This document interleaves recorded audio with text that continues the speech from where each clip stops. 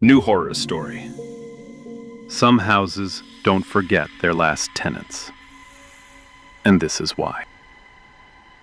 I never believed in ghosts. Not until the winter I stayed at the old Harper house on Hollow Creek Road.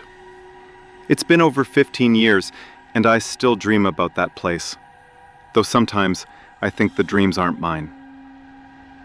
I was 24, fresh out of college, broke, and desperate for cheap rent. The Harper place was huge, falling apart, and dirt cheap. The landlord just smiled and said, "Not many stay long." I thought he meant the heating bill. The first week was quiet, except for the drafts.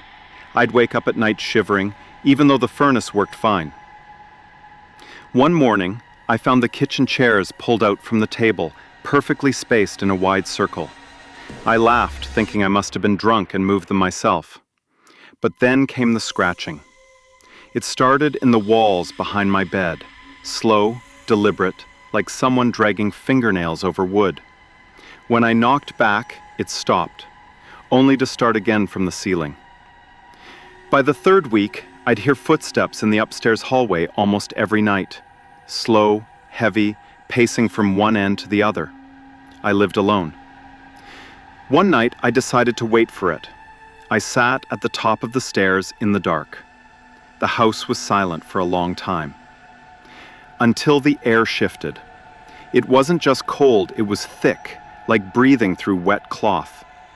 From the far end of the hall, a shadow peeled itself from the wall. It moved toward me without sound, taller than any man, its edges flickering like smoke in candlelight. I tried to stand, but my body wouldn't move. The thing stopped inches from my face. And then, every door in the house slammed at once. The force knocked me down the stairs. I woke hours later on the living room floor. The front door was wide open, snow blowing in. After that, it escalated. Glasses shattered in empty rooms.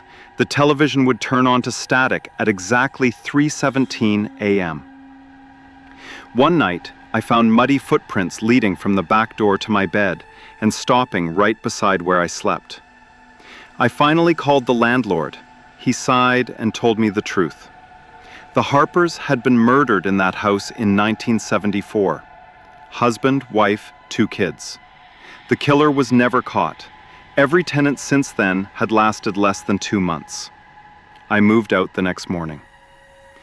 A year later, I drove past Hollow Creek Road. The Harper house was dark, windows boarded, snow piled high against the porch. Yet as I passed, I saw a figure in the upstairs window, tall, still, watching me. When I blinked, it was gone. But that night, at exactly 3:17 a.m., my television turned itself on, static. And over the hiss, faint and distant, came the sound of footsteps pacing just above my ceiling. Thank you for listening. If you really liked the story, please like the video and subscribe for more.